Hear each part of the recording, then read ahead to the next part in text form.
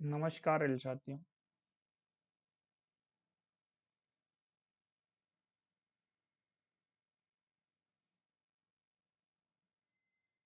Senior clerk cum typist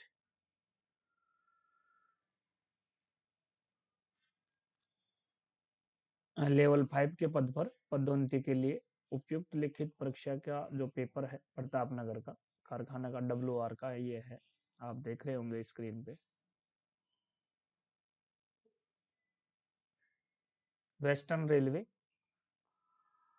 suitability written test for promotion to the post of senior clerk cum typist in pay level 5 Pratapnagar workshop. Senior clerk वेतन स्तर 5 के लिए है।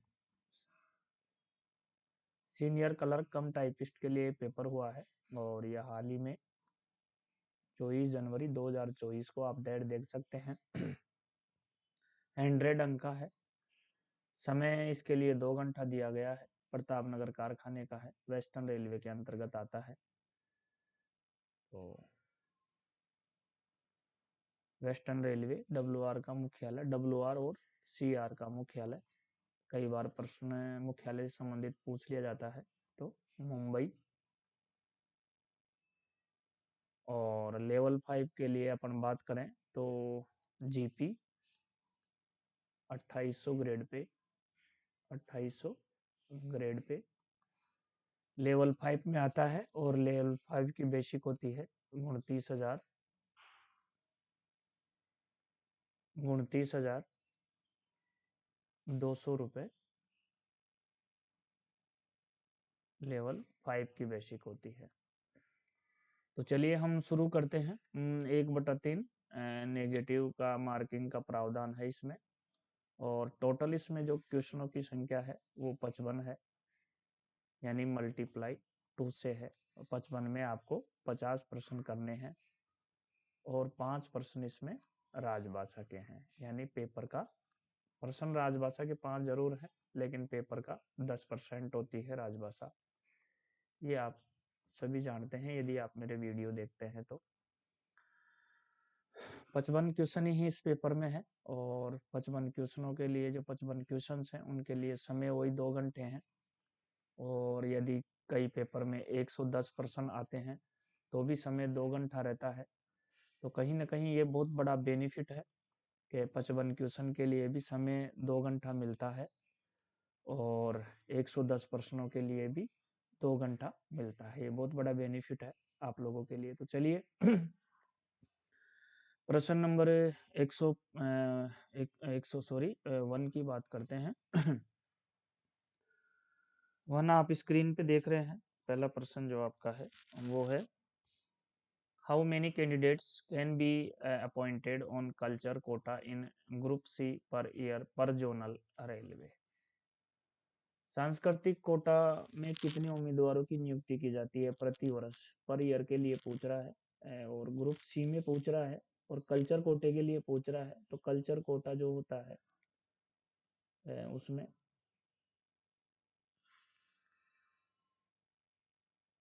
4 उम्मीदवार लिए जाते हैं पर ईयर। पर ईयर 4 उम्मीदवार लिए जाते हैं। पर ईयर 4 उम्मीदवार लिए जाते हैं। जोनल पर जोनल रेलवे पर year per zonal group C में 4 लिए जाते हैं। तो यहाँ पे 4 की संख्या हम ऑप्शन A में देखेंगे, 4 कैंडिडेट पर ईयर। तो आपका राइट आंसर जो बनेगा ऑप्शन A हो जाएगा। उसकी बात करते हैं साथियों, what is the maximum age limit for group D employees of different departments who optional for on request transfer to workshop. विभिन्न विभागों के ग्रुप D कर्मचारियों के लिए वर्कशॉप कारखाना में स्वयं के अनुरोध पर स्थानांतरण के लिए अधिकतम आयु सीमा क्या है विभिन्न विभागों में। तो ये 33 इसमें दे रखा है, 23 इसमें दे रखा है, 25 इसमें दे रखा है। मेरे हिसाब से इसमें किसी प्रकार आयु सीमा का कोई प्रतिबंध नहीं है जहां तक मेरी नॉलेज में है। तो यहाँ पे जो आंसर आपका होगा वो D आंसर हम लेंगे। फिर भी आप कमेंट्स बॉक्स में बता सकते हैं। मेरे हिसाब से इसमें D आंसर राइट हो जाएगा। प्रश्न नंबर 3 की बात करें, what is the minimum qualification for group D candidates.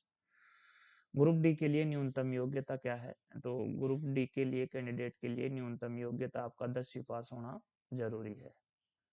Group D की वैकेंसी के लिए आपका 10वीं पास होना जरूरी है, मिनिमम क्वालिफाई। यहाँ क्वालिफाई के लिए पूछा था, तो क्वालिफाई के लिए आपका जो आंसर बनेगा वो ए आंसर बनेगा। और एज की बात करें तो आप सभी जानते हैं 18 ईयर्स होती है, मिनिमम एज 18 ईयर्स होती है सभी के लिए। ST SC OBC सभी के लिए मिनिमम 18 होती है, आप जानते हैं। तो यहाँ ए आंसर आप ले लेंगे 10वीं पास। प्रश्न नंबर 4 की बात करेंगे, what is the percentage of reservation for economically weaker section EWS in central government post. केंद्र सरकार के पदों पर आर्थिक रूप से कमजोर वर्ग EWS के लिए आरक्षण का प्रतिशत क्या है? तो सबसे पहले कई बार तो इसकी EWS की फुल फॉर्म आपको पूछ ली जाती है, तो आप ये ध्यान रखेंगे EWS की जो फुल फॉर्म होती है वो इकोनॉमिकली, और W से वीकर, और S से सेक्शन, यानी इकोनॉमिकली वीकर सेक्शन इसकी फुल फॉर्म होती है। इसमें जो रिजर्वेशन का परसेंटेज होता है वो 10% होता है, और ये फरवरी 2019 से लागू है। केंद्र सरकार के सभी वैकेंसियों में 10% इसका रिजर्वेशन है। और EWS के लिए जो मिनिमम सालाना आय है वो 8 लाख रुपए रखी गई है, यानी 8 लाख रुपए से नीचे जो लोग हैं वो, जिनकी सालाना आय 8 लाख रुपए से कम है, वो EWS के पात्र होंगे। और यदि कोई किसान है तो किसान के पास 5 एकड़ से ज़्यादा जमीन नहीं होनी चाहिए। तो ये यहाँ ध्यान रखें। इसका EWS कब से है? तो ये फरवरी 2019 से है। और अगर किसान है तो 5 एकड़ से ज़मीन कम नहीं होनी चाहिए, कम होनी चाहिए। और यदि सालाना आय की बात करें तो 8 लाख रुपए से कम होना चाहिए EWS, economically weaker section EWS के तहत। तो यहाँ रिजर्वेशन की बात करें तो रिजर्वेशन 10% है। तो यहाँ पूछा यही गया था, रिजर्वेशन पूछा गया था, तो 10% आंसर आपका हो जाएगा जो सी में दे रखा है। तो हम 4 का यहाँ सी आंसर ले लेंगे। उसके बाद बात करते हैं 5 नंबर की बात करते हैं, भारतीय रेलवे में किस श्रेणी के रिकॉर्ड स्थायी संरक्षण के लिए पात्र हैं? In Indian railways records of which class qualify for permanent pre reservation. तो इसके लिए जो है वो ए क्लास और बी क्लास दोनों हैं, ए क्लास और बी क्लास दोनों हैं। तो ये आपका सी ऑप्शन है, क्लास ए और बी, यहाँ राइट हो जाएगा। तो सी आंसर अपन यहाँ ले लेंगे। प्रश्न नंबर 6 की बात करें, यहाँ रेलवे सेवा आचरण नियम 1966 1966 का प्रश्न है। इसके लिए इसमें जो पूछा गया है वो पूछ रहे हैं कि according to which rule of railway service conduct rules 1966 no number railway servant shall communicate any official document to any other person to whom he is not authorized to communicate। यानी कि रेल सेवा आचरण नियम के अनुसार, किस नियम के अनुसार कोई भी रेलवे कर्मचारी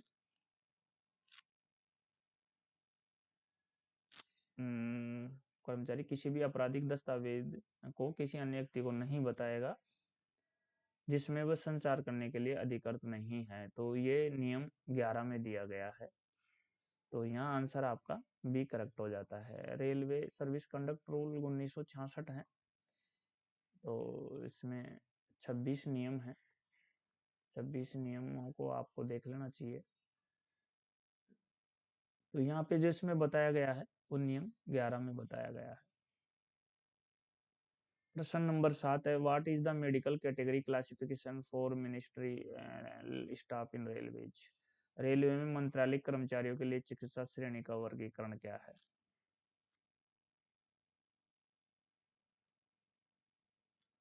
तो ये C1 हो जाएगा। और आपका वेलफेयर इंस्पेक्टर का भी C1 होता है, ध्यान रखें। वेलफेयर इंस्पेक्टर का जो मेडिकल होता है वो भी C1 होता है। तो यहाँ रेलवे में मंत्रालय कर्मचारियों के लिए चिकित्सा श्रेणी का वर्गीकरण पूछा था, तो ये C1 हो जाएगा।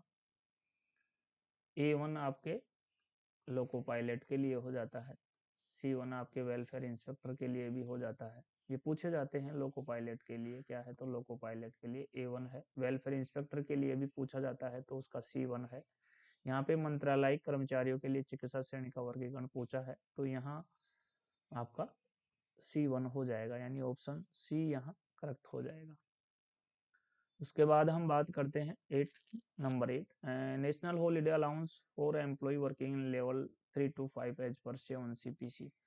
7वें वेतन आयोग के अनुसार लेवल 3 से 5 तक इसमें नेशनल हॉलीडे अलाउंस पूछा है कितना है, तो ये आपके 477 रुपये है, 477 रुपये है, जो कि ऑप्शन बी में दिया हुआ है। तो बी आंसर यहाँ अपन ले लेंगे, option B is correct answer आपका हो जाएगा। उसके बाद fix medical allowance introduce WF यानी कि FMA फिक्स मेडिकल अलाउंस, ये आपके 1 दिसंबर 1997 से लागू हुआ था। 1 दिसंबर 1997 से लागू हुआ था, आपको याद रखना है। ऑप्शन बी आपका यहाँ करेक्ट हो जाता है।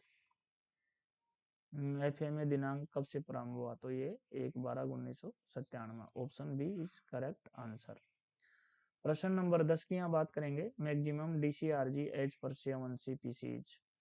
7वें CPC के अनुसार अधिकतम DCRG कितना है, तो DCRG डेट कम रिटायरमेंट ग्रेजुएटी के लिए 20 लाख है। और इसी में यदि आपको एक्स ग्रेटिया के लिए पूछ लिया जाए, एक्स ग्रेटिया के लिए पूछ लिया जाए तो एक्स ग्रेटिया के लिए 25 लाख होती है। तो यहाँ पे 20 लाख ऑप्शन सी में दिया हुआ है, तो सी आंसर आपका यहाँ करेक्ट हो जाता है। 10 में सी आंसर आपका करेक्ट हो जाएगा। उसके बाद 11 की बात करते हैं। प्रश्न नंबर 11 है NPA नॉन प्रैक्टिस अलाउंस, इसकी फुल फॉर्म भी पूछ ली जाती है। तो नॉन, पी से आपका प्रैक्टिसिंग और ए से आपका allowance. Non practicing allowance is allowed to किसके लिए है, तो NPA डॉक्टरों के लिए है। NPA क्या है, डॉक्टरों के लिए है। पहले ये 25% था, लेकिन अब करंट में ये 20% है, ध्यान रखें।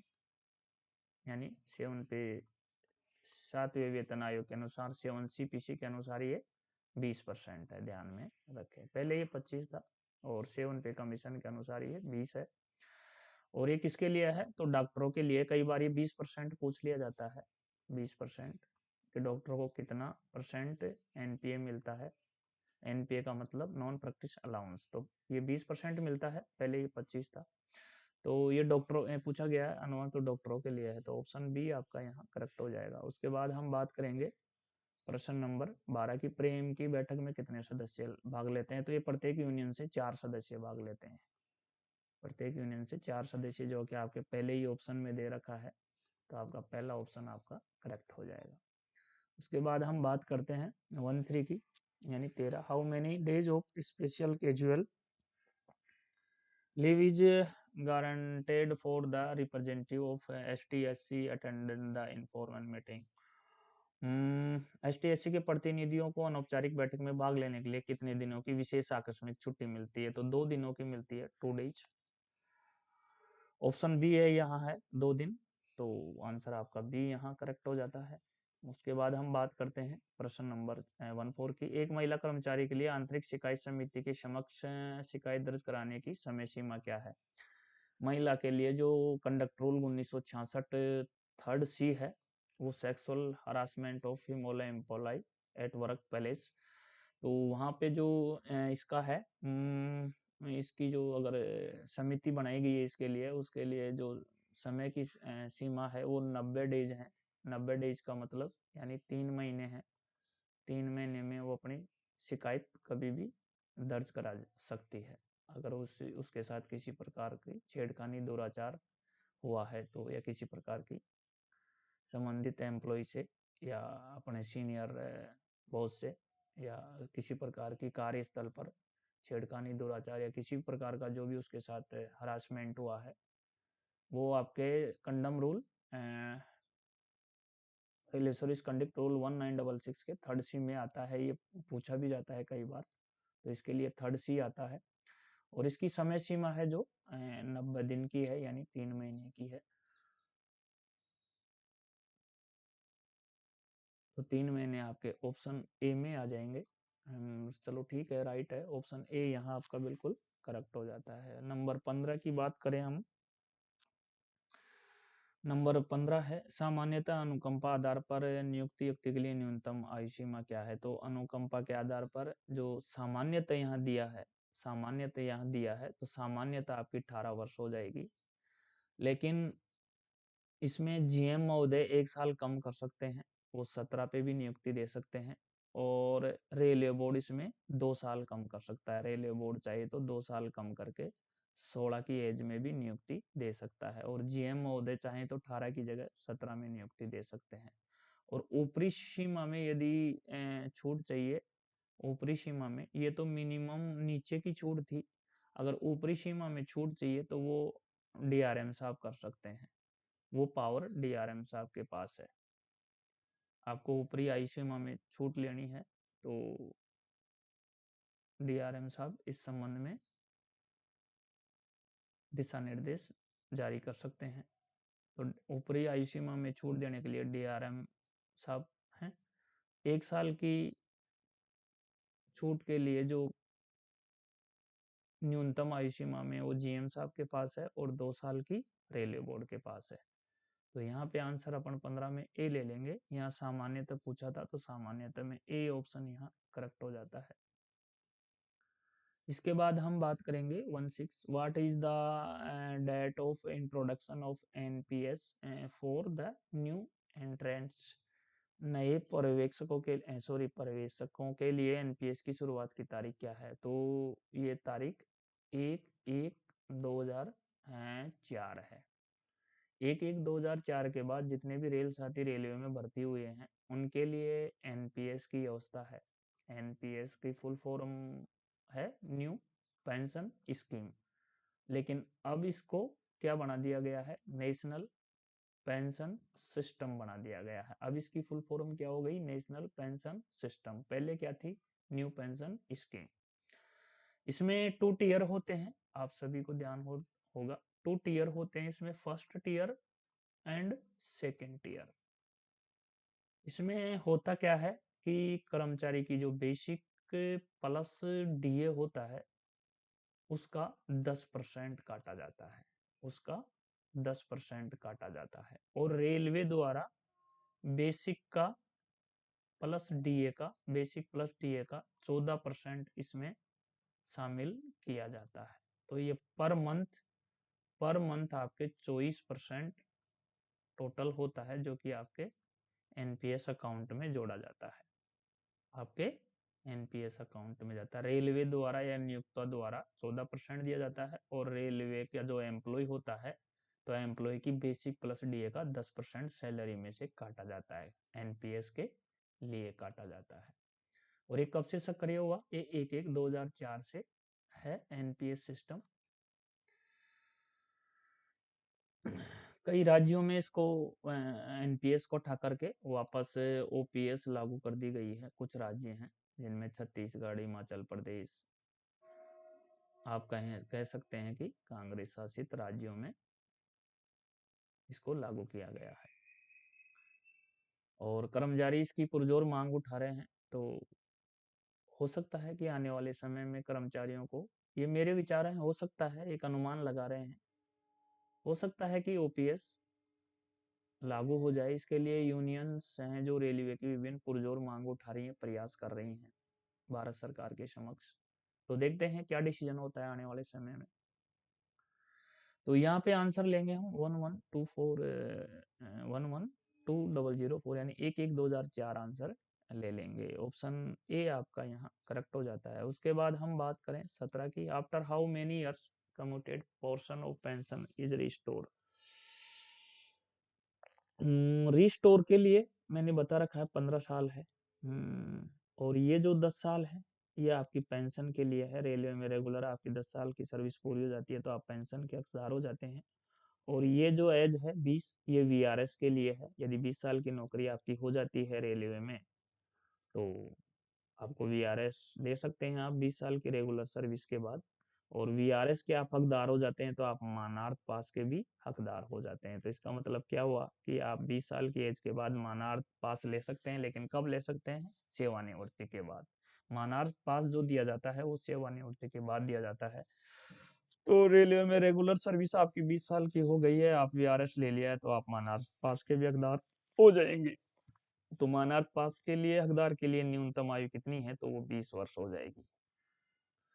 हर वीडियो में बताता रहता हूँ मैं, यहाँ भी एक बार फिर पुनः बता देता हूँ। रेलवे के अंदर आप नौकरी कर रहे हैं तो 2, 5, 10, 15 और 20 और 30 ये ईयर आपके लिए बहुत महत्वपूर्ण है। प्रथम 2 साल पे आप रेलवे में परमानेंट हो जाते हैं, 2 साल तक अस्थायी रहते हैं, लेकिन 2 साल की रेगुलर सर्विस पूरी हो जाती है तो आप परमानेंट हो जाते हैं। फिर आता है आपके 5 नंबर, यानी 5 ईयर। 5 ईयर्स पे आपके तीनों पास, जो सुविधा पास हैं, तीनों पास आपके चालू कर दिए जाते हैं। इनकी वैलिडिटी 5 मंथ है। उसके बाद हम 10 साल की बात करें तो 10 साल की सर्विस पे आप पेंशन के हकदार हो जाते हैं, और 15 साल की सर्विस पे पेंशन रिस्टोर हो जाती है, जो इसमें पूछा गया था। 15 साल में रिस्टोर हो जाती है, जो इस प्रश्न में पूछा गया था। तो 15 साल ले लेंगे। ऑप्शन ए आपका यहाँ 17 में बिल्कुल करेक्ट हो जाता है।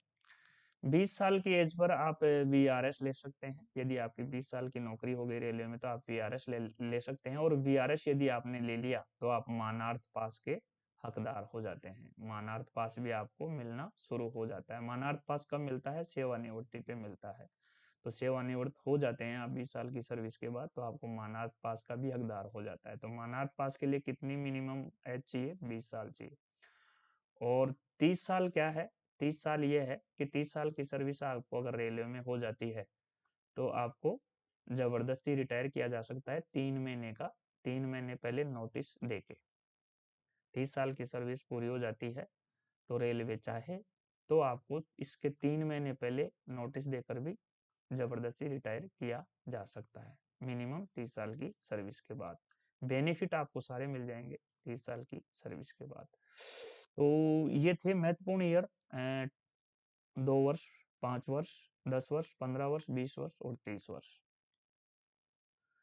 और इसी में जोड़ सकते हैं हम कि 30 साल की आप सर्विस कर लेते हैं और आपका प्रमोशन नहीं होता है तो आपको एमएससीपी का भी, module assured career progression MSCP scheme, module assured career progression scheme यानी एमएससीपी का लाभ भी, 3 प्रमोशन जो 3 वित्तीय फायदे मिलते हैं एमएससीपी में, ये 1/9 आपकी एमएससीपी 1/9/2008 से शुरू हुई थी।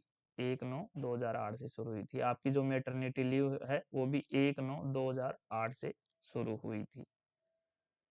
और आपकी जो to ACR to APR, ACR से एपीआर, एसीआर से एपीआर, ये भी 1/9/2008 से कन्वर्ट हुई थी। पहले क्या थी? सॉरी साथियों, पहले क्या थी? पहले एसीआर थी, एसीआर से एपीआर कर दिया गया। कब कर दिया गया? 1/9/2008 को। उस समय कौन सा वेतन आयोग था? उस समय 6 सीपीसी था, छठा पे कमीशन था उस समय। अनुअल कॉन्फिडेंशियल रिपोर्ट था पहले ये, अब इसको अनुअल परफॉर्मेंस अप्रेजल रिपोर्ट कर दिया गया है। कई बार इनकी फुल फॉर्म भी पूछ ली जाती है। तो हम कहाँ थे, कहाँ आ गए, क्या बता रहे थे? चलो तो वापस चलते हैं प्रश्न में। कितने वर्षों के बाद पेंशन का परिवर्तित भाग बहाल किया जा सकता है? तो ये 15 है। ऑप्शन ए यहाँ आ जाएगा। उसके बाद हम बात करेंगे 1/8 की, एनपीएस की बात करेंगे। एनपीएस में क्या पूछ रहा है? National pension scheme is made up how many tyre, इसमें कितने टायर होते हैं? तो अभी मैंने आपको बताया 2 टायर होते हैं, first tier and second tyre, 2 होते हैं। तो आप यहाँ ऑप्शन ए ले लेंगे। एनपीएस कितने टायर से मिलकर बना है? तो 2 टायर से बन करके ये मिला है, 2 स्तर होते हैं इसमें। उसके बाद हम बात करते हैं under which discipline and appeal rule 1 October 1968 rule and appeal can be made, यानी किस डीएआर नियम के तहत अपील की जा सकती है? तो ये नियम 18 के तहत अपील की जा सकती है। 19 में ए आंसर आपका यहाँ करेक्ट हो जाता है। डिसिप्लिन एंड अपील रूल 1 अक्टूबर 1968। कई बार इसकी फुल फॉर्म पूछ ली जाती है डीआर की, डिसिप्लिन एंड अपील रूल्स। कई बार इसकी दैट भी पूछ ली जाती है। दैट इसकी होती है 1 अक्टूबर 1968। और रेलवे कंडक्ट रूल है जो 1966 है। तो डिसिप्लिन एंड अपील रूल 1 अक्टूबर 1968। तो यहाँ किस नियम के तहत अपील की जा सकती है? तो नियम 18 के तहत अपील की जा सकती है। ऑप्शन ए यहाँ आपका करेक्ट है। प्रश्न नंबर 20 है, how many annexures should be attach with chargesheet for imposing a major penalty? Major penalty में 4 अनेक्सर होते हैं। ये सीधा सट आंसर है इसका। यानी दीर्घ शास्ति लगाने के लिए आरोप पत्र के साथ कितने अनुलग्न संलग्न होने चाहिए, यानी अनेक्सर कितने होने चाहिए? तो 4 होने चाहिए। 4 आपके ऑप्शन ए में दे रखा है, तो 20 में ए आंसर आपका यहाँ करेक्ट हो जाएगा। उसके बाद 21 की बात करेंगे। 21 में क्या है? अंत्योदय एक्सप्रेस ट्रेन सेवाएं हैं। तो ये अंत्योदय जो एक्सप्रेस है पूरी तरह से द्वितीय श्रेणी के अनारक्षित कोच है, इसमें पूरी तरह से वातानुकूलित कोच है। नहीं, ये तो नहीं है। पूर्णतः शयनयान स्लीपर श्रेणी के डब्बे हैं। नहीं, पूरी तरह से द्वितीय श्रेणी के अनारक्षित कोच हैं, पूरी तरह से द्वितीय श्रेणी के। हाँ, ये इसका सी आंसर बिल्कुल राइट है। उसके बाद हम फुल फॉर्म ऑफ RRSK की बात करेंगे। तो RRSK की यहाँ फुल फॉर्म पूछी गई है 22 में। तो RRS ये बहुत इंपॉर्टेंट है, इसमें पूछा गया है। तो यहाँ संरक्षा कोष होता है इसका, राष्ट्रीय रेल संरक्षा कोष होता है। आर से राष्ट्रीय हो जाएगा, दूसरे आर से रेल हो जाएगा, और एस से आपका संरक्षा हो जाएगा, और के से आपका कोष हो जाएगा। तो राष्ट्रीय रेल संरक्षा कोष आपका यहाँ सी ऑप्शन इस प्रश्न में राइट हो जाएगा। उसके बाद हम 22 की बात करते हैं। 22 का था ये आंसर, सी हो जाएगा। उसके बाद रिल WRIIL, यहाँ रिल की फुल फॉर्म पूछी गई है। तो रिल की फॉर्म के लिए आपका W से वर्क हो जाएगा, R से आपका रिलेटेड हो जाएगा, और फर्स्ट I से इलनेस हो जाएगा, एंड आ जाएगा बीच में, फिर उसके बाद I से इंजरी हो जाएगा अगले वाले I का, उसके बाद L से लीव हो जाएगा। तो इसका जो कंप्लीट होगा वो होगा work related illness and injury leave. तो ऑप्शन ए आपका यहाँ बिल्कुल करेक्ट हो जाता है। HOAR की बात करें यहाँ, HOAR house of employment and regulation, और ये 4 प्रकार का होता है। HOAR 4 प्रकार का होता है, इंटेंसिव, कंटिन्यूस, EI और एक्सक्लूडेड। तो यहाँ पे पूछा क्या है, और ये संशोधित हुआ था 2005 में। ये ईयर भी पूछ लिया जाता है HOAR के लिए, 2005 में संशोधित हुआ था। इसकी फुल फॉर्म भी कई बार पूछ ली जाती है, house of employment and regulation इसकी फुल फॉर्म होती है। ये house of period and work rest, ये 2005 से पहले का था, अब इसको house of employment and regulation बोला जाता है। 4 प्रकार का ये होता है, इंटेंसिव होता है, कंटिन्यूस होता है, EI होता है, और एक्सक्लूडेड होता है। 4 प्रकार का ये होता है। तो यहाँ क्या पूछा था, यहाँ HOAR के अधीन कर्मचारियों को छोड़कर सभी रेलवे कर्मचारियों पर लागू होता है। तो ये RPF पर लागू नहीं होता है, भारतीय खान अधिनियम पे लागू होता है, फैक्ट्री अधिनियम पे लागू होता है, न्यूनतम मजदूरी अधिनियम पर भी ये लागू होता है। तो अपन यहाँ आंसर लेंगे RPF पे ये लागू नहीं होता है, RPF पे लागू नहीं होता है। सॉरी माफ करना, ये प्रश्न माफ करना चाहती हूँ, ये उस हिसाब से है। सॉरी, RPF भी लागू होता है। सॉरी, फैक्ट्री अधिनियम पे भी लागू होता है, भारतीय खान अधिनियम पे भी लागू होता है, न्यूनतम मजदूरी अधिनियम पे भी लागू होता है, और RPF पे भी लागू होता है, railway protection force. RPF railway protection force पे भी ये लागू होता है। तो यहाँ ऑप्शन डी ले लेंगे अपन, पहला, दूसरा, तीसरा, चौथा सही है, तो डी आंसर यहाँ हो जाएगा आपका। 25 की बात करें, 25 में यहाँ पे पूछा गया है, निम्न में से सही कथन चुने। देखते हैं, छुट्टी का अधिकार के रूप में दावा नहीं किया जा सकता। बिल्कुल सही है, छुट्टी हमारा जन्म सिद्ध अधिकार नहीं है, यानी छुट्टी हमारा अधिकार नहीं है, छुट्टी के लिए हम दावा नहीं कर सकते, किसी कैट में नहीं जा सकते। छुट्टी प्रशासन के ऊपर डिपेंड है, यदि वो चाहे तो आपकी छुट्टी स्वीकृत कर सकता है, और वो चाहे तो अस्वीकृत कर सकता है, और आप छुट्टियों में गए हुए हैं तो भी आपको वापस ड्यूटी पे बुलाया जा सकता है। ये पूर्णतया प्रशासन का अधिकार है, आपका अधिकार नहीं है। तो छुट्टी का अधिकार के रूप में दावा नहीं किया जा सकता, तो बिल्कुल सही है। पितृत्व अवकाश 15 दिनों से अधिक के लिए दिया जाता है। नहीं, पितृत्व अवकाश 15 दिनों के लिए ही दिया जाता है, 15 से अधिक दिनों के लिए नहीं दिया जा सकता। ये प्रथम 2 बच्चों की डिलीवरी पर दिया जाता है, ताकि आप बच्चे और बच्चे की माँ दोनों की देखभाल कर सकें। 15 दिन का मिलता है ये। आप 6 महीने की इसकी अवधि होती है बच्चे के जन्म से लेकर के, और 6 महीने के पीरियड के अंदर आप इसको ले सकते हैं 15 दिन की। फिर दूसरे बच्चे के जन्म पर भी इसको आप 15 दिन की ले सकते हैं। प्रथम डिलीवरी पर प्रथम 2 डिलीवरी पर इसको आप ले सकते हैं, 15-15 के टुकड़ों में ले सकते हैं 2 बार। टोटल ये 30 मिलती है, और 2 बार में 15-15 के, यानी 2 बच्चों के जन्म पर 15-15 में 2 टुकड़ों में आप इसको ले सकते हैं। तो 15 दिनों से अधिक की नहीं ले सकते हैं।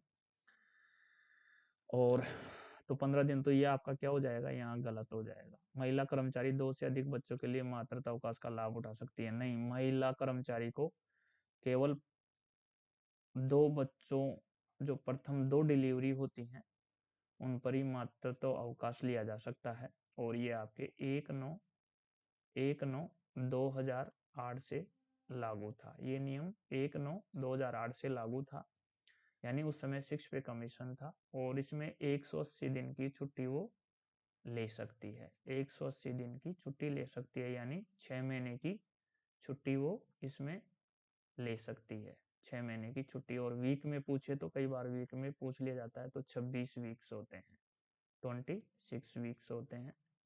तो उनकी ये मातृत्व अवकाश लिया जा सकता है 6 महीने का। ये प्रथम 2 बच्चों की डिलीवरी पर महिला ले सकती है। ये बच्चे के जन्म से पहले भी ले सकती है।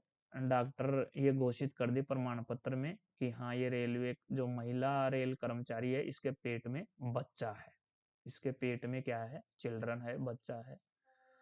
तो ये 6 महीने की जो इसकी अवधि है 180 दिन की, उस छुट्टियों को ये ले सकती है प्रथम 2 संतान पर। तो चलिए, यहाँ क्या है, यहाँ महिला कर्मचारी 2 से अधिक बच्चों के लिए मातृत्व 2 से अधिक बच्चों के लिए नहीं उठा सकती, वो 2 बच्चों के लिए उठा सकती है। तो ये भी यहाँ गलत हो जाएगा। ए और बी दोनों सही हैं, यहाँ ओनली ए सही है। ए और बी दोनों सही है, ए और बी दोनों सही नहीं है, तो ये भी गलत है। तो यहाँ क्या आ जाएगा, ऑप्शन ए सही है। यहाँ ऑप्शन ए कौन सा सही है, छुट्टी का अधिकार के रूप में आपको दावा नहीं किया जा सकता, तो ए आंसर आप यहाँ ले लेंगे। उसके बाद 26 है, सीपी ग्राम का प्रश्न है, बहुत अच्छा है। सीपी ग्राम से संबंधित प्रश्न हर वीडियो में आते रहते हैं।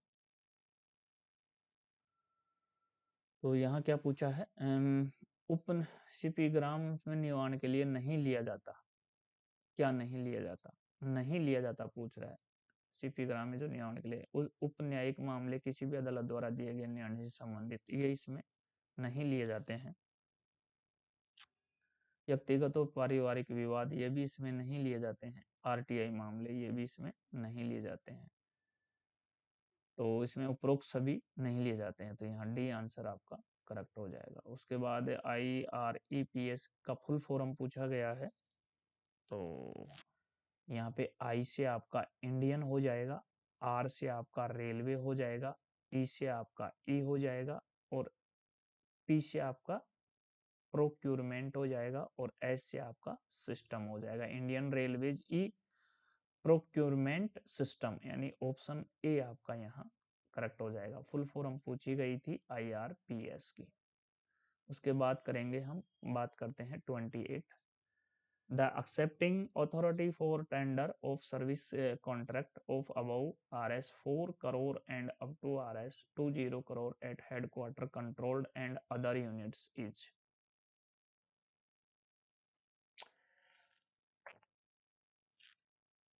डिवीजन नियंत्रित यूनिट में 4 करोड़ रुपए से अधिक और 20 करोड़ रुपए तक के सर्विस कॉन्ट्रैक्ट की निविदा स्वीकार करने वाला प्राधिकारी है। तो ये SAG ग्रुप के अधिकारी आते हैं। जैसे कारखाने का CWM है, SAG में जैसे डिवीजन के DRM साहब हैं, फॉर एग्जाम्पल, तो ये इस तरह के एसएजी ग्रुप के जो अधिकारी होते हैं, एसएजी ग्रेड के जो अधिकारी होते हैं, वो इस तरह की इस तरह में सर्विस कॉन्ट्रैक्ट की निविदा स्वीकार करने वाले यानी सक्षम होते हैं। तो यहाँ पे आ जाएगा एसएजी ग्रेड। एसएजी ग्रेड के अधिकारियों को सिल्वर पास मिलता है, ये भी यहाँ ध्यान रखें। तो चलिए प्रश्न नंबर 29 की बात करते हैं। आंसर क्या आ जाएगा? सी आंसर आ जाएगा, एसएजी ग्रेड।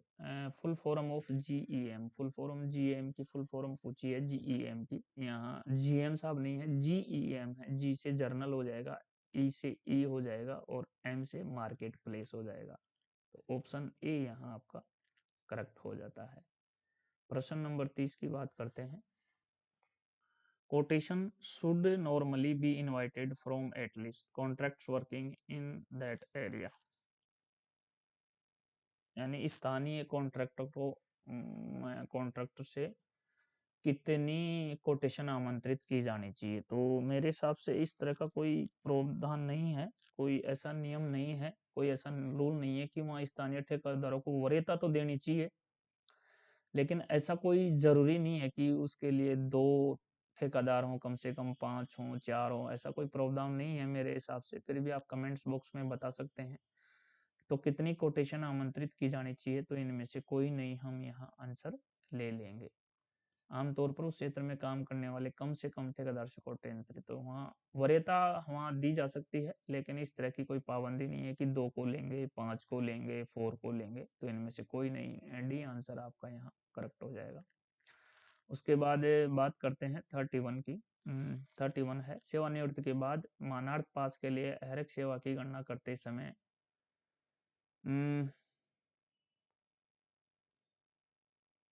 यहाँ पे कई बार ये पूछा जाता है, तो यानी कि कम से कम कितना ले, तो आप वहाँ पे 3 महीने कम कर सकते हैं।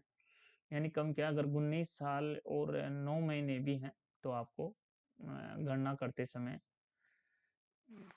महीने उससे अधिक की सेवा अवधि को 20 वर्ष माना जाए। मानार्थ पास के लिए सेवा की गणना करते समय तो 19 वर्ष और 9 महीने को वहाँ 20 साल मान लिया जाना मतलब जा सकता है। तो इसमें 19 साल 3 महीने, 19 साल 6 महीने, यानी 19.5 साल हो गए, 19 साल 0 महीने, 19 साल हो गए, ये 19.25 साल हो गए, 19 साल 9 महीने। तो इसको अपन 20 साल की गणना के रूप में मान सकते हैं। तो यहाँ डी आंसर अपन ले लेंगे मानार्थ पास के लिए। इसमें क्या पूछा है? मानार्थ पास के लिए पूछा है। तो मानार्थ पास कब मिलता है? सेवानिवृत्ति पे मिलता है। और सेवानिवृत्ति कब होती है? तो 20 साल की सर्विस के बाद आप वीआरएस ले सकते हैं। तो कम से कम एज कितनी है इसकी? कम से कम एज 20 वर्ष है। मानार्थ पास के लिए कम से कम एज 20 है। और 20 भी कब है? जब आप 20 की पे वीआरएस लेते हैं तब है, यानी सेवानिवृत्ति के बाद मिलता है वीआरएस। तो यहाँ डी आंसर ले लेंगे। डी आंसर में क्या है? 19 साल 9 महीने। डी आंसर यहाँ करेक्ट हो जाएगा। उसके बाद नेक्स्ट है 32 की बात करते हैं। 32 में अपन यहाँ देख सकते हैं क्या बोल रहा है ये। 32 में बोल रहा है श्रमिक कल्याण पोर्टल का उपयोग किसके लिए किया जाता है? तो श्रमिक कल्याण पोर्टल का उपयोग श्रमिकों के श्रम और भुगतान के विवरण के लिए किया जाता है। Details of labour and payment of labours के लिए किया जाता है। तो अपन ये पहला ही आंसर इसमें ले लेंगे, ऑप्शन ए यहाँ राइट हो जाता है। 33 में बात करते हैं। 33 में एल डबल ए की फुल फॉर्म मतलब what does L A stand for in HRMS. HRMS में एल ए का क्या अर्थ है? तो यहाँ एल ए का अर्थ है ह्यूमन रिसोर्स मैनेजमेंट सिस्टम होता है। कई बार एचआरएमएस की फुल फॉर्म भी पूछ ली जाती है। तो ह्यूमन रिसोर्स मैनेजमेंट सिस्टम होता है। और यहाँ एल ए की पूछी गई थी, तो एल से आपका लोन हो जाएगा, ए से आपका एक्सेप्टिंग हो जाएगा और ए से आपका ऑथोरिटी हो जाएगा। तो ऑप्शन ए आपका यहाँ करेक्ट हो जाएगा। उसके बाद सीपी ग्राम्स की बात करते हैं। वाज डेवलप्ड बाय, तो ये निक के द्वारा सीपी ग्राम जो डेवलप किया गया था वो निक के द्वारा किया गया था। 34 में ए आंसर आपका यहाँ करेक्ट हो जाता है। उसके बाद 35 है, अनुभव के लिए सेवानिवृत्त कर्मचारियों का एक मंच है।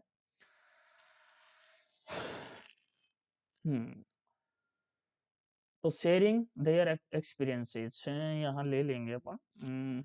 जो अनुभव है वो उनके अनुभव साझा करने के लिए, यानी शेयरिंग देयर एक्सपीरियंस के लिए सेवानिवृत्त कर्मचारियों का एक मंच है। तो शेयरिंग देयर एक्सपीरियंस यहाँ राइट आंसर हो जाएगा। अनुभव is a platform for retiring employees for sharing their experience. तो यहाँ बी आंसर उनके अनुभव साझा करना, बी ले लेंगे, बी आंसर यहाँ करेक्ट हो जाता है। 36 की बात करेंगे। 36 में यहाँ दिया हुआ है any employee irrespective of age can be retired prematurely by giving 3 months notice after he is completed years of qualifying service। किसी भी कर्मचारी को, चाहे वह किसी भी उम्र का हो, हैरक सेवा के हैरक सेवा के 30 वर्ष पूरे करने के बाद, हैरक सेवा के 30 वर्ष पूरे करने के बाद 3 महीने का नोटिस देकर समय से पहले सेवानिवृत्त किया जा सकता है। बिल्कुल सही है। इसके लिए 30 साल की एज है। यदि आपने 30 साल की एज पूरी कर ली तो आपको 3 महीने का नोटिस देकर समय से पहले भी सेवानिवृत्त किया जा सकता है।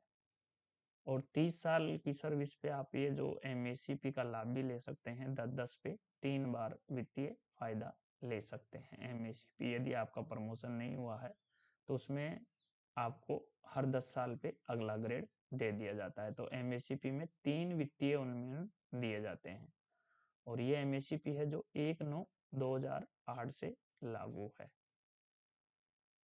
जिस ग्रेड में आप आते हैं उस ग्रेड से आगे के 3 ग्रेड 10-10 साल में आपको दे दिए जाएंगे। तो चलिए 37 की बात करते हैं। यहाँ बहुत अच्छा प्रश्न है। Special leave petition against orders of central administrative tribunal can be first field before which court, high court, district court, supreme court. देखिए ये प्रश्न इसमें कंफ्यूज होने वाली नहीं है। इस प्रश्न को मैं बहुत अच्छी तरह से आपको बताता हूँ। सबसे पहले हम बात करते हैं कैट की। कैट की बात करते हैं। कैट की फुल फॉर्म होती है सेंट्रल एडमिनिस्ट्रेटिव ट्रिब्यूनल, यानी केंद्रीय प्रशासनिक प्राधिकरण। इसकी स्थापना 1 नवंबर 1985 को की गई थी। क्यों की गई थी? ये जितने भी भारत सरकार के कर्मचारी थे जो इनके प्रशासन के साथ मुद्दे थे, प्रशासन के साथ लड़ाई थी कि मेरा प्रमोशन गलत हो गया, मेरा प्रमोशन बैकडेट से होना चाहिए था, मेरी सीनियरिटी आपने गलत दिखा दी, मेरी सीनियरिटी सही करो। तो जब रेलवे इनकी नहीं सुनता था, किसी प्रमोशन का मुद्दा था या सीनियरिटी का मुद्दा था या किसी एरियर का मुद्दा था या किसी इंक्रीमेंट का मुद्दा था, जो भी प्रशासन के साथ आपकी समस्याएं हैं और प्रशासन आपकी नहीं सुनता है, तो आप प्रशासन को 1 महीने का नोटिस देंगे कि आप या तो सुन लो, अन्यथा मैं कैट में जा रहा हूं आपके खिलाफ। तो ये जितने भी भारत सरकार के कर्मचारी हैं, अपने प्रमोशन के मुद्दे, सीनियरिटी के मुद्दे या प्रशासन के खिलाफ कोई भी आपका मुद्दा है, प्रशासन आप सोल्व नहीं कर रहा है, तो आप कैट में जा सकते हैं अपने सॉल्यूशन के लिए। लेकिन उसके पहले आपको पहले रेलवे, आप रेलवे में तो रेलवे को लिखित में देना पड़ेगा कि आप मेरी समस्या को सुलझाइए, अन्यथा आप मेरे को सेटिस्फाइड नहीं करेंगे तो मैं कैट में जा रहा हूं। तो हो सकता है कि प्रशासन अपने लेवल पे उस समस्या को सुलझा दे, फिर भी आप सेटिस्फाइड नहीं है तो आप कैट में जा सकते हैं। अब कैट में जाने के बाद कई बार इसका पूछा गया है कि इसकी प्रारंभिक फीस क्या थी पहले, तो ये 50 रुपए थी। पूछ लिया जाता है कई बार इसकी फुल फॉर्म पूछ ली जाती है कैट की।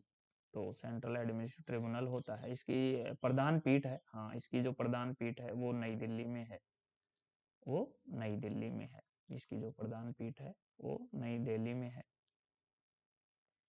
और इसमें जरूरी नहीं कि आप वकील करें, अगर आपको लॉ करे हुए हैं, लॉ की जानकारी है, तो आप खुद भी अपना केस लड़ सकते हैं कैट में, खुद का केस खुद भी लड़ सकते हैं। इसके जो प्रशासनिक मेंबर होते हैं उनको 62 की एज पर रिटायर कर दिया जाता है, ये भी पूछा जाता है, इसलिए मैंने आपको बताया। हाँ, तो इसमें आगे देखने वाली बात यह है कि जो ये कैट है, जो कैट में जो अपना डिसीजन आता है, मान लीजिए आप कैट में हार गए, अपना केस आप कैट में हार गए, तो उसके बाद कहाँ जाएंगे? उसके बाद आप हाई कोर्ट में जाएंगे। और मान लीजिए आप हाई कोर्ट में भी हार गए तो कहाँ जाएंगे? फिर आप सुप्रीम कोर्ट में जाएंगे। तो ये तो एक वो प्रक्रिया है जो आप कैट से हाई कोर्ट में जाएंगे, हाई कोर्ट से सुप्रीम कोर्ट में जाएंगे, यानी कैट के निर्णयों के विरुद्ध कहाँ जाएंगे? आप हाई कोर्ट में जाएंगे, हाई कोर्ट से सुप्रीम कोर्ट जाएंगे। तो ये चैनल है, कैट से हाई कोर्ट, हाई कोर्ट से सुप्रीम कोर्ट। लेकिन जहां एसएलपी का सवाल आ जाता है, स्पेशल लीव पिटिशन का जहां सवाल आ जाता है, तो स्पेशल लीव पिटीशन में क्या होता है कि आप कैट से सीधे हाई कोर्ट नहीं जा करके सीधे सुप्रीम कोर्ट जाएंगे, यानी एसएलपी सीधे सुप्रीम कोर्ट में लगाई जा सकती है। तो यहाँ पूछा क्या था, तो यहाँ यही पूछा था कि एसएलपी कहाँ फील्ड की जाएगी, तो ये आपका इसमें सुप्रीम कोर्ट आ जाएगा, यहाँ हाई कोर्ट नहीं आएगा। आपका अगर डिसीजन आपके कैट के डिसीजन के विरुद्ध आप हाई कोर्ट में जा सकते हैं, लेकिन एसएलपी के लिए सीधे आप सुप्रीम कोर्ट जाएंगे। तो यहाँ सुप्रीम कोर्ट आंसर लेंगे। बहुत बार इसमें तैयारी करने वाले हाई कोर्ट कर देते हैं, जो कि आपका गलत हो जाता है। तो यहाँ सुप्रीम कोर्ट आपका राइट होगा। हिंदी में पढ़ लेते हैं। केंद्रीय प्रशासनिक न्यायाधिकरण के आदेशों के विरुद्ध विशेष अनुमति याचिका पहले किस न्यायालय के समक्ष दायर की जाती है? तो यहाँ आपका सर्वोच्च न्यायालय। ऑप्शन जो सी है, ऑप्शन जो सी है आपका, वो बिल्कुल करेक्ट हो जाता है। उसके बाद हम 38 की बात करेंगे। ग्रुप सी में चयन पदों पर क्या है देखते हैं। वरिष्ठता के क्रम में पैनल तैयार होने पर रिक्त संख्या के 2 गुना तक योग्य कर्मचारियों को चयन के लिए, यहाँ 3 गुना आएगा साथियों, तो ये तो गलत हो गया। सामान्य चयन पहले चयन के परिणाम अंतिम रूप से दिए गए पैनल के अनुमोदन की तारीख से 9 महीने के न्यूनतम अंतराल के बाद आयोजित किया जा सकता है। अंतिम रूप से दिए पैनल की तारीख से महीने के न्यूनतम अंतराल के बाद। सामान्य चयन पहले चयन के परिणाम स्वरूप अंतिम रूप से दिए गए पैनल के अनुमोदन तारीख से 9 महीने का, इसमें ये भी गलत है।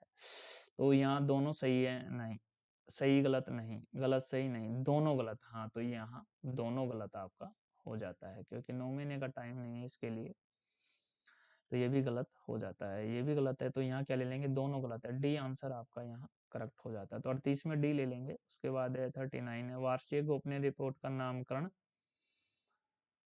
वर्ष में उनके वार्षिक प्रश्न मूल्यांकन के रिपोर्ट में कब किया गया है? तो ये पहले एसीआर था, पहले अनुवन कॉन्फिडेंशियल रिपोर्ट था, उसके बाद इसको एपीआर कर दिया गया, अनुअल परफॉर्मेंस अप्रेजल रिपोर्ट कर दिया गया। ये कब किया गया? ये 1/9/2008, 1/9/2008 से किया गया। तो ये क्या ले लेंगे आंसर। और इसमें जो वेरी गुड का बेंचमार्क है वो आपके 25 जुलाई 2016 से किया गया, यानी 6 पे कमीशन लागू हुआ था 1/1/2016 को। तो यहाँ पे जो सी आंसर है 2008, ऑप्शन सी अपन यहाँ ले लेंगे। उसके बाद हम बात करते हैं प्रश्न नंबर 40 की। रेलवे सेवा आचरण नियमावली के किस नियम के तहत रेलवे आवास किराए पर देने पर रोक है? तो ये 15A है साथियों, 15A है, और ये बहुत बार पूछा जाता है। रेलवे आवासों का दुरुपयोग करना, रेलवे आवासों को किराए पे देना, रेलवे आवासों में गाय बकरी भैंस रखना, रेलवे आवास में अनैतिक कार्य करना, ये सभी तरह में 15A में आते हैं। और एक इम्पोर्टेंट है 3rd C का, जो महिलाओं के लिए sexual harassment of female employee के लिए है, जो कि एट वर्क प्लेस यानी कार्यस्थल पर महिलाओं के यौन उत्पीड़न के लिए, इसके लिए 3rd C आता है। ये आपके रेलवे सेवा कंडक्ट रूल 1966 में है। ये अक्सर पूछे जाते हैं, इसलिए मैंने आपको बताया है। तो यहाँ पे क्या आ जाएगा, यहाँ पे रेलवे आवास किराए पर लेना व देना रोक के लिए 15A आपका यहाँ बिल्कुल करेक्ट हो जाता है। उसके बाद हम बात करेंगे 41 की। किसी कर्मचारी को निलंबित करने के लिए पुलिस हिरासत में कितनी अवधि प्राप्त है? किसी कर्मचारी को, अगर कोई भी कर्मचारी है और वो 48 घंटे की तक हिरासत में बंद हो जाता है, 48 घंटे का मतलब 2 डेज हो गए, यदि वो 2 दिन तक पुलिस हिरासत में रह जाता है, तो फिर वो प्रशासन की तरफ से निलंबित कर दिया जाएगा। तो यहाँ 48 घंटे की अवधि से यदि अधिक वो पुलिस हिरासत में रहता है, तो उसको निलंबित कर दिया जाएगा।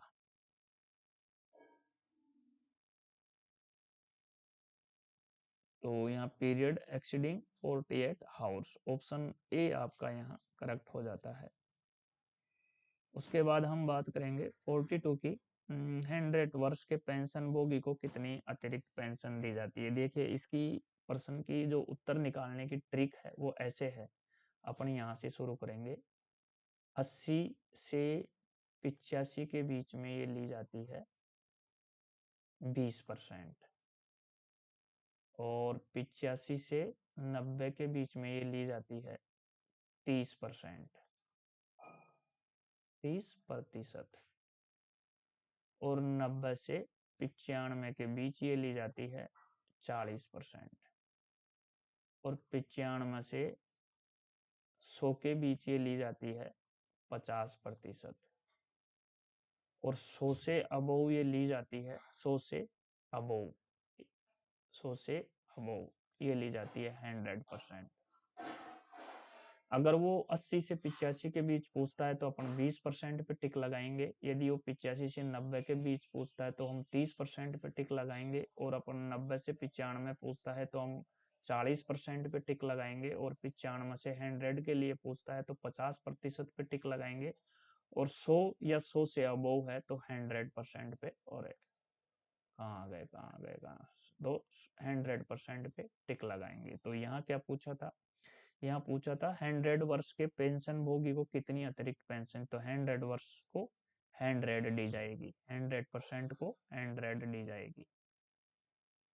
यदि इसकी आयु 95 से 100 होती तो हम इसको 50% देते, लेकिन यहाँ 100 वर्ष के पूछा गया तो 100 या 100 से अबोव 100% हो जाएगी। ये जो अपन ने सारणी बनाई ये इसी की है, तो यहाँ ऑप्शन ए ले लेंगे। उसके बाद प्रश्न नंबर 43 है।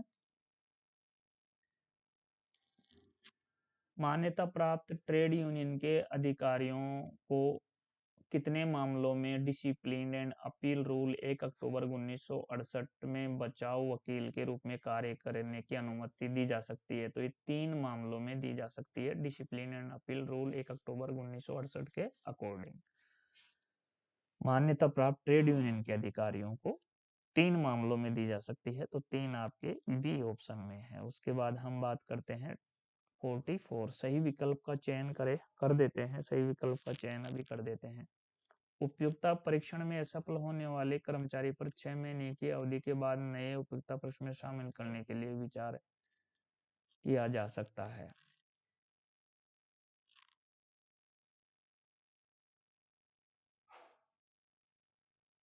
उपयुक्तता प्रश्न में असफल होने वाले कर्मचारी पर 6 महीने की अवधि के बाद नए में शामिल करने के लिए विचार किया जा सकता है। उपयुक्तता परीक्षण यदि कोई हो वो पहले वाले प्रश्न की निरंतरता में 3 महीने 90 दिनों के भीतर किया जाना है।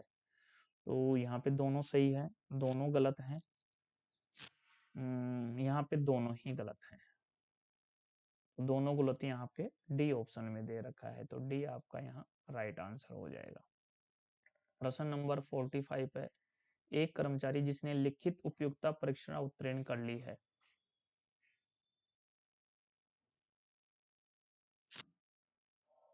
लिखित परीक्षा उपयुक्तता प्रश्न उत्तीर्ण कर लिया वह कितने की अवधि के लिए पैनल में बना रहेगा। केवल लिखित उपयुक्तता परीक्षण उत्तीर्ण करने मात्र से ही वो पैनल में बना नहीं रह सकता है, तो यहाँ ये लागू नहीं है। तो यहाँ तीनों गलत हो जाएंगे, तो इनमें से कोई नहीं, डी आंसर आपका हो जाएगा। 45 में डी आंसर आपका करेक्ट हो जाएगा। उसके बाद 46 है। एल आकार रोस्टर ओब्लिक 13 पॉइंट रोस्ट का पालन तब किया जा रहा है जब पद के लिए अनुभागीय कैडर 1 का हो।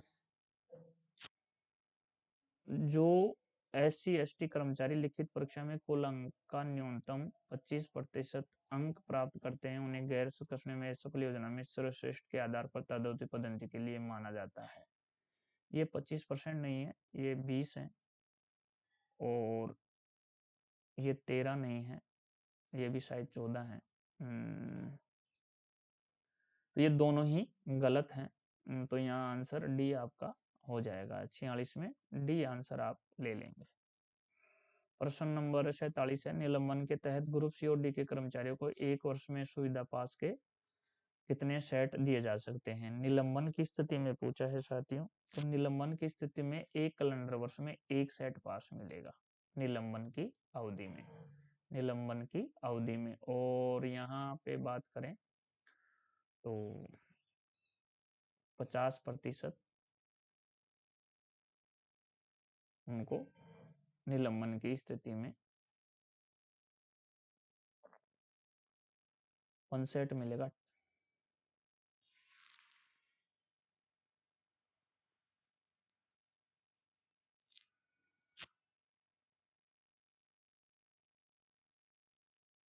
चलिए यहाँ 1 सेट हो जाएगा आपका, प्रति कैलेंडर वर्ष पास का 1 सेट।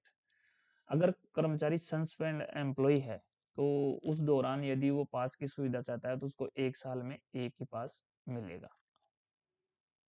तो सी आंसर अपने यहाँ ले लेंगे। तो चलिए साथियों, आगे का पेज गायब है। इसमें टोटल 55 क्वेश्चन थे, टोटल 55 क्वेश्चन थे, जिसमें ने हमने 47 सोल्व कर लिए हैं।